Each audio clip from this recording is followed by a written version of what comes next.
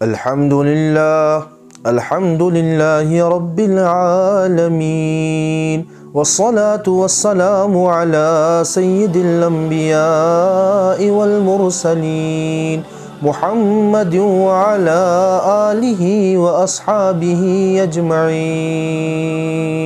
اما بعد انا انزلناہ فی لیلۃ القدر وما أدراك ما ليلة القدر ليلة القدر خير من 1000 شهر تنزل الملائكة والروح فيها بإذن ربهم من كل أمر سلام هي حتى مطلع الفجر۔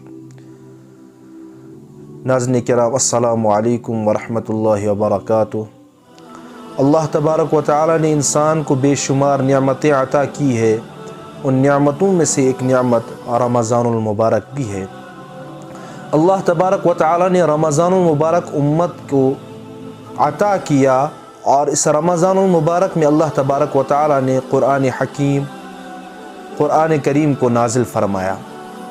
یہ ایسی کتاب ہے جس کے بارے میں اللہ تبارک و تعالی نے فرمایا ذالک الکتاب لا ریب فیہ، ایک ایسی کتاب جس میں کوئی شک اور شبہ نہیں ہے۔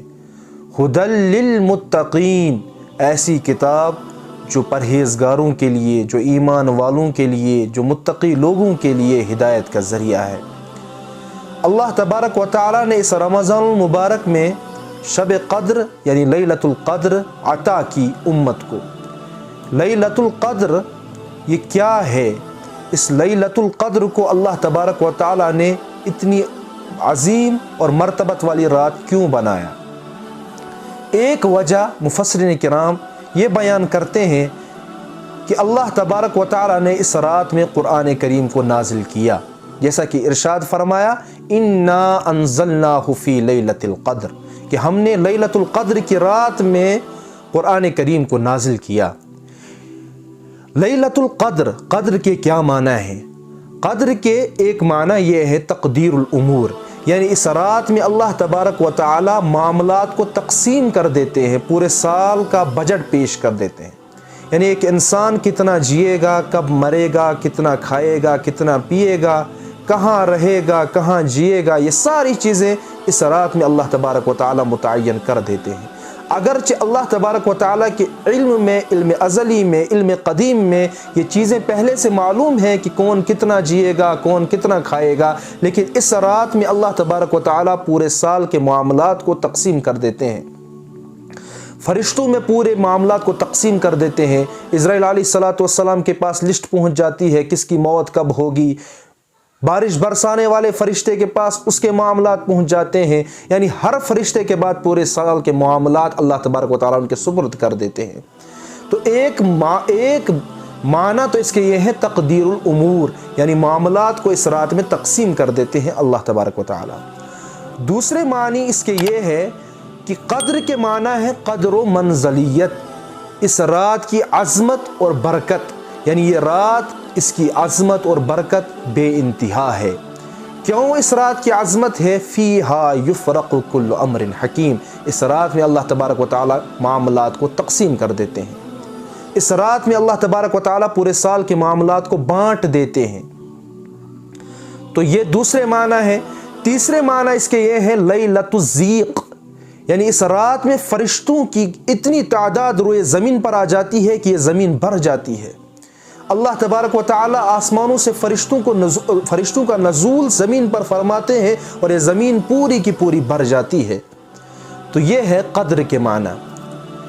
اللہ تبارک و تعالیٰ نے اس رات میں قرآن کریم کو نازل کیا۔ آگے فرمایا وما ادراک ما لیلۃ القدر، ما ادراک، ما ادراک فعل ماضی کے ساتھ آئے تو مفسرین کرام فرماتے ہیں اس کے معنی ہوں گے کہ آپ کو یا رسول اللہ صلی اللہ علیہ وسلم کیا خوب معلوم ہے کہ لیلۃ القدر کی رات ہے کیا؟ اور دوسرے معنی اگر یہ فعل مضارع کے ساتھ جیسے وما یدریک لعلہ یزکا، تو اس کے معنی ہوں گے آپ کو نہیں معلوم یا آپ کو کیا معلوم۔ تو اکثر مفسرین نے یہی ترجمہ کیا ہے کہ یا رسول اللہ صلی اللہ علیہ وسلم آپ کو کیا معلوم کہ لیلۃ القدر کی رات کی عظمت کیا ہے، لیلۃ القدر کی رات کی برکت کیا ہے۔ یہ لیلۃ القدر کی رات، یہ لیلۃ القدر کی رات، اس کو اللہ تبارک و تعالیٰ نے مخفی کیوں رکھا ہے؟ یعنی اس کا تعین کیوں نہیں ہے کہ یہ رات کب ہے؟ آیا یہ رات 27 کی رات ہے، آیا یہ رات 25 کی رات ہے، 29 کی رات ہے، 21 کی رات ہے، 24 کی رات ہے، 23 کی رات ہے، 17ویں رات ہے؟ اس کا تعین کیوں نہیں کیا؟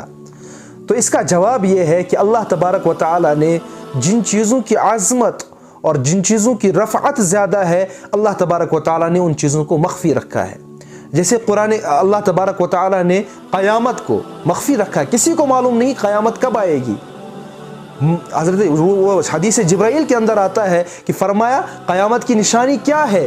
تو اللہ کے نبی صلی اللہ علیہ وسلم نے فرمایا مل مسئول عنہا بعلم من السائل، جو پوچھنے والا ہے وہ زیادہ جانتا ہے جس سے پوچھا جا رہا ہے۔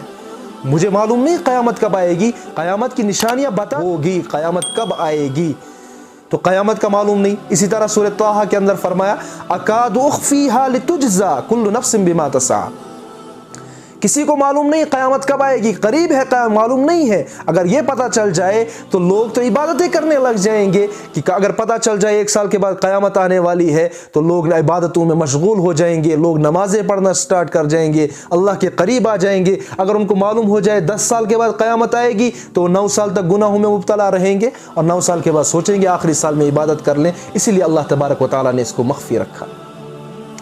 تیسری بات، جیسے کہ اللہ تبارک و تعالیٰ نے موت کو مخفی رکھا ہے، وَمَا تَدْرِي نَفْسٌ بِأَيِّ أَرْضٍ تَمُوتُ، کسی کو معلوم نہیں موت کب آئے گی، کس زمین پر انسان مرے گا، کہاں مرے گا۔ اگر انسان کو یہ پتہ چل جائے کہ موت کب آئے گی، اگر انسان کو یہ معلوم ہو جائے موت کب آئے گی تو انسان عبادتیں کرنے لگ جائے۔ اگر کسی کو معلوم ہو جائے میری موت فلاں جگہ واقع ہوگی تو وہ شخص سفر نہیں کرے گا، وہ جائے گا نہیں۔ اس لیے اللہ تبارک و تعالیٰ نے ان کو مخفی رکھا ہے۔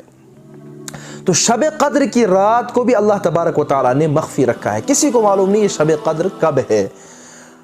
تفسیر مظہری کے اندر قاضی ثناء اللہ پانی پتی رحمۃ اللہ علیہ فرماتے ہیں 40 قول ان نے نقل کیے ہیں شب قدر کے بارے میں کہ یہ شب قدر ہے کب۔ کچھ قول حسن بصری رحمۃ اللہ علیہ فرماتے ہیں یہ شب جو ہے یہ 17ویں شب ہے، یعنی 17ویں رات کی شب میں یہ شب قدر ہے۔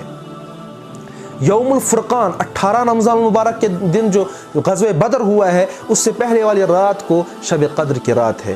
اسی طرح حضرت انس رضی اللہ عنہ کی روایت ہے کہ 19ویں رات ہے، مرفوعاً روایت کرتے ہیں یہ 19ویں رات ہے۔ حضرت عبداللہ ابن عباس ابن مسعود 24 کے بارے میں روایت کرتے ہیں۔ حضرت ابن عباس رضی اللہ عنہ کے نزدیک ان نے روایت نقل کی ہے کہ 23 کی رات جو ہے وہ شب قدر کی رات ہے۔ اور ابی ابن کعب جن کے بارے میں فرمایا اللہ کے نبی صلی اللہ علیہ وسلم نے اقرعہم ابی ابن کعب، یعنی تم میں سے سب سے زیادہ بڑا قاری جو ہے وہ ابی ابن کعب ہے، جن کے بارے میں اللہ کے نبی صلی اللہ علیہ وسلم نے جن سے پوچھا کہ بتاؤ اللہ کے نزدیک قرآن کریم کی وہ کون سی صورت ہے جو سب سے اعلیٰ و ارفع ہے، جس کی قدر و منزلیت سب سے زیادہ ہے، اور انہوں نے جواب دیا تھا سورہ فاتحہ کے بارے میں۔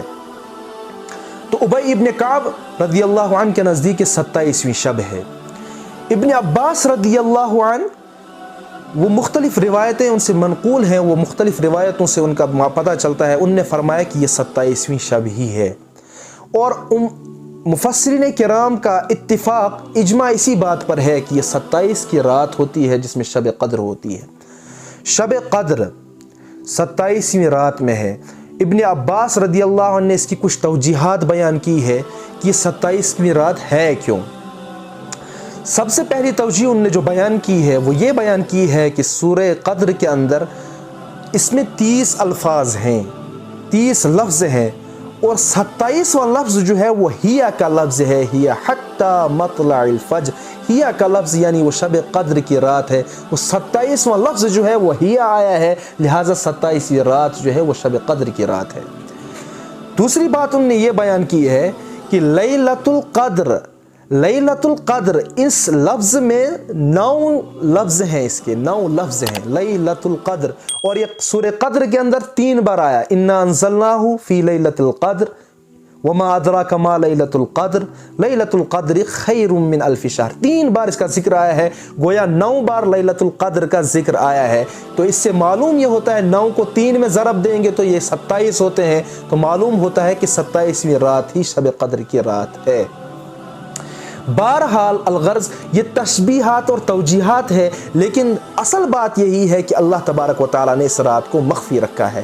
مخفی رکھا ہے اس لیے کہ تاکہ تم اس میں جستجو کرو، اللہ کے در پر جانے کی کوشش کرو، تاکہ تمہیں پتہ ہو، تاکہ تمہیں اللہ کی عبادت کرنے میں اور زیادہ جی لگے، تمہیں معلوم ہو جائے کہ یہ رات، اس رات میں ہم شب قدر کو تلاش کریں گے۔ اللہ کے نبی صلی اللہ علیہ وسلم نے فرمایا شب قدر کو طاق راتوں میں تلاش کرو۔ طاق راتیں ہیں کیا؟ طاق کے بارے میں اسی طرح ابن عباس رضی اللہ عنہ نے فرمایا کہ اللہ تبارک و یہ طاق راتوں میں شب قدر ہے، اور طاق راتوں میں سب سے زیادہ پسندیدہ جو ہندسہ ہے اللہ کو، وہ 7 کا ہندسہ ہے۔ کیوں؟ طواف کے 7 چکر ہیں، انسان سعی کرتا ہے حج میں تو 7 چکر مارتا ہے۔ اللہ نے زمین 7، آسمان کی تعداد 7، تو اللہ تبارک و تعالی نے اللہ کے نزدیک 7 کا ہندسہ زیادہ محبوب ہے، اسی لیے 7 کی ہندسے کو انہوں نے مد نظر رکھتے ہوئے 27ویں شب کو شب قدر قرار دیا ہے۔ لیکن اللہ کے نبی نے فرمایا طاق راتوں میں شب کو تلاش کرو، یہ معلوم نہیں کب۔ اس کی ایک وجہ امام راضی بیان کرتے ہیں کہ اگر اللہ تبارک و تعالی اس رات کو متعین کر دیتے، اس رات کو متعین کر دیتے کہ فلاں رات میں ہے، تو جتنی اس کی قدر و منزلیت ہے، اسی طرح اس کی توہین اور اس کا پالن نہ کرنے والوں کو سزا بھی اتنی ہی مل جاتی۔ کسی شخص کو پتہ ہے کہ 27ویں رات ہی شب ہے اور پھر وہ شب نہ کرے تو اللہ کی پکڑ بھی بڑی زبردست ہوگی، ان عذابی ان بطش ربک لشدید۔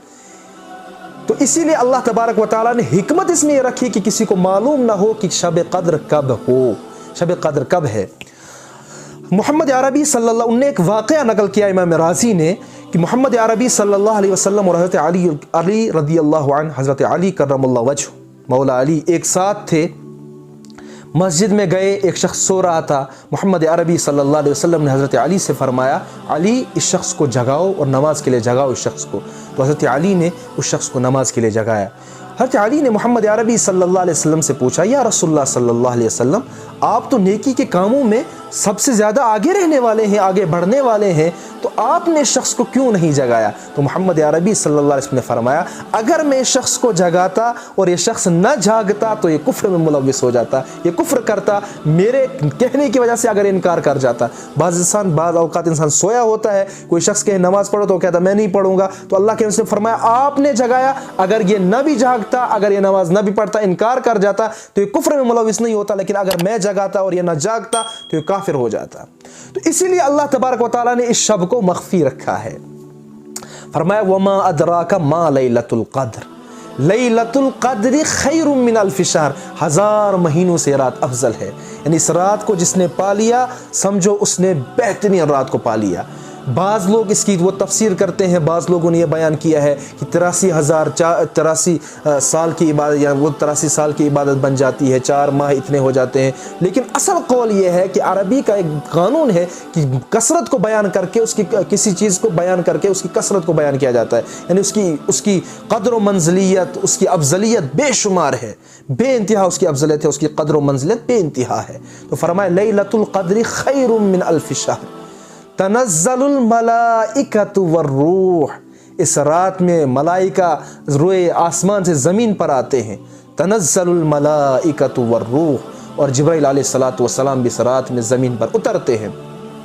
والروح کے اگرچہ کچھ مفسرین کرام نے اور بھی معنی بیان کیے ہیں، لیکن اتفاق مفسرین کا یہ ہے کہ الروح سے مراد یہاں جبرائیل علیہ الصلوۃ والسلام ہے۔ اس رات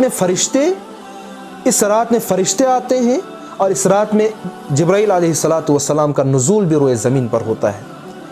بِإِذْنِ رَبِّهِمْ مِنْ كُلِّ أَمْرٍ، یہ خود نہیں آتے، اللہ تبارک و تعالیٰ کے اذن سے آتے ہیں۔ تو یہاں یہ پتہ چلتا ہے اگرچہ فرشتے مخلوق، نوری مخلوق ہے، اللہ کی مخلوق ہیں، لیکن وہ وہی کرتے ہیں جن کا انہیں حکم ہوتا ہے، وہ اپنے بس سے کچھ نہیں کر سکتے، فرشتوں کے اختیار میں کچھ نہیں ہے۔ لا یعصون اللہ ما امرہم، وہ اللہ تعالیٰ کی نافرمانی نہیں کرتے، ویفعلون ما یؤمرون، اور وہی کرتے ہیں جس کا انہیں حکم ہوتا ہے۔ تو اللہ تبارک و تعالیٰ کے حکم سے وہ روئے زمین پر آتے ہیں، بِإِذْنِ رَبِّهِمْ مِنْ كُلِّ أَمْرٍ، اللہ کا حکم لے کر وہ زمین پر آتے ہیں۔ آگے فرمایا سلام ہی حتی مطلع الفجر، یہ رات سلامتی والی رات ہے، سلام سے پہلے ہیا مبتدا ہے، یعنی یہ رات جو ہے، یا یہ اس سے پہلے مبتدا ایک جملہ ہے کہ یہ رات جو ہے یہ سلامتی والی رات ہے. ہیا حتی مطلع الفجر، یہ رات جو ہے پوری رات سلامتی والی رات ہے. اس رات کو جس نے پا لیا گویا اس نے سلامتی کو پا لیا. تو اس رات کی عظمت، ایک بات یہ سمجھ لینی چاہیے کہ اہیا واقعۃ ام لا، ایک سوال پیدا ہوتا ہے کہ یہ شب قدر کی جو رات ہے، جس رات میں قرآن کریم نازل ہوا تھا، جو وہ شب قدر والی رات تھی، کیا اسی کی قدر و منزلیت ہے، یا آج بھی آج کل کی جو شب قدر ہر سال آتی ہے ان کی بھی وہی عظمت و رفعت ہے؟ اہیا واقعۃ ام لا، کیا اس کا ثواب ویسا ہی ہے؟ کیا اس کی عظمت اور اس کی رفعت وہی ہے جو پہلے اس دن کی شب قدر کی تھی؟ تو مفسرین کرام کا اتفاق ہے، اجماع اس بات پر ہے کہ ہاں، ہر سال کی شب قدر کی عظمت اور برکت وہی شب قدر کی برکت ہے. تو حتی مطلع الفجر، کب تک یہ سلامتی ہے؟ جب تک طلوع فجر نمودار نہ ہو جائے. تو اللہ تبارک و تعالی نے جس شخص کو یہ رات عنایت کی وہ خوش نصیب شخص ہے. جس شخص نے اس رات کو پا لیا وہ خوش نصیب شخص ہے. جس شخص نے اس رات کی عبادت کو اپنا مقدر بنا لیا وہ شخص خوش نصیب انسان ہے. تو اللہ تبارک و تعالیٰ سے دعا کرنی چاہیے کہ اے اللہ ہمیں اس شب قدر کی رات کے لیے محفوظ فرما، اور اس شب قدر کی رات میں عبادت کرنے کی توفیق نصیب فرما. اس رات کو غنیمت جان کر عبادتیں کرنی ہے. کوشش انسان کو یہ کرنی ہے کہ طاق راتوں میں انسان عبادتیں کرے، شب قدر کو تلاش کرے. اور وہ طاق راتیں آخری عشرے کی طاق راتیں ہیں، 21 کی رات، 23 کی رات، 25 کی رات اور 27، اور ایک شاذ قول ہے 29 کی رات. یعنی ان راتوں میں اللہ تبارک و تعالی، اللہ کے نبی صلی اللہ علیہ وسلم نے فرمایا شب قدر کو تلاش کرو. اور شب قدر کی عظمت اور رفعت کا مقام اپنی جگہ ہے. اللہ تبارک و تعالی نے اس رات کی بے شمار فضائل جہاں بیان کیے ہیں، وہیں اس رات میں اللہ تبارک و تعالی پوری روئے ارض پر جتنے شخص موجود ہیں ان سب کی مغفرت بھی کرتے ہیں. لیکن 4 شخص ایسے ہیں جن کی اللہ تبارک و تعالی اس رات میں بھی مغفرت نہیں کرتے. 4 شخص ایسے ہیں جن کی اس رات میں بھی مغفرت نہیں ہوتی ہے. اس کا کیا مطلب ہے 4 شخص؟ مطلب یہ ہے کہ جو شخص توبہ اس رات میں نہ کرے، ان 4 شخصوں میں توبہ کے کیا معنی ہے؟ توبہ نصوحہ، سچے من سے توبہ کرنا، سچے دل سے توبہ کرنا کہ ربا میں اس رات میں یہ ساری چیزیں چھوڑ دیتا ہوں، میں توکل کرتا ہوں، عزم مصمم کرتا ہوں کہ آئندہ کبھی یہ غلطی نہیں کروں گا. ان شخصوں کی معافی ہوگی. 4 شخصوں کی اللہ تبارک و تعالی اس رات میں مغفرت نہیں کرتے. سب سے پہلے مدمن خمر، شراب کا عادی، شراب پینے والا، تسلسل کے ساتھ شراب کا پینے والا. اس دور میں اللہ کے نبی صلی اللہ علیہ وسلم کے دور میں خالی شراب ہوتی تھی. تو جو شراب پینے والا، مستقل شراب پینے والا ہو، اللہ تبارک و تعالی اس کی مغفرت اس رات میں نہیں کرتے. اس سے مراد یہ نہیں ہے کہ خالی شراب، آج کے دور میں اس کے متبادل آ چکے ہیں، بے شمار متبادل ہیں. کوکین، ہیروئن، گانجا، افیم، پتہ نہیں کیا کیا نشہ آ چکے ہیں. جو ان نشہ کرنے کا عادی ہو اور مستقل نشہ کرتا ہو اور وہ توبہ نہ کرے، عزم مصمم نہ کرے بالکل سچے من سے کہ میں اس کو چھوڑ رہا ہوں، اللہ تعالیٰ اس کی مغفرت نہیں کرتے. دوسرا شخص عاق لوالدیہ، اپنے والدین کی نافرمانی کرنے والا. عاق، دل ٹکڑے ٹکڑے کرنے والا.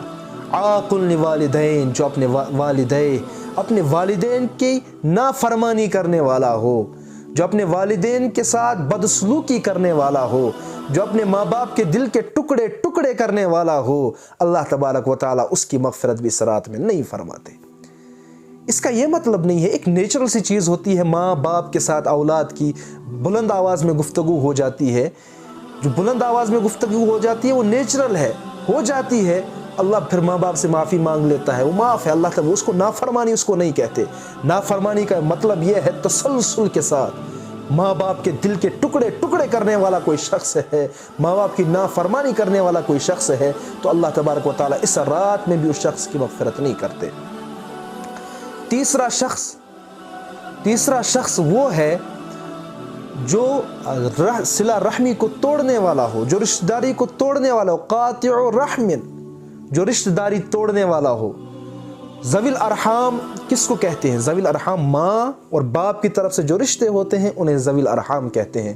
جو رشتہ داری کو توڑنے والا ہو، اپنے رشتہ داروں کے ساتھ بدسلوکی کرنے والا ہو، ان کے ساتھ ظلم اور ناانصافی کرنے والا ہو، ان کے ساتھ بدتمیزی کرنے والا ہو، ایسے شخص کو بھی اللہ تعالیٰ معاف نہیں کرتے۔ ہاں البتہ اگر ان سے معافی مانگے، تلافی مانگے تو اللہ تعالیٰ اس کو معاف کر سکتے۔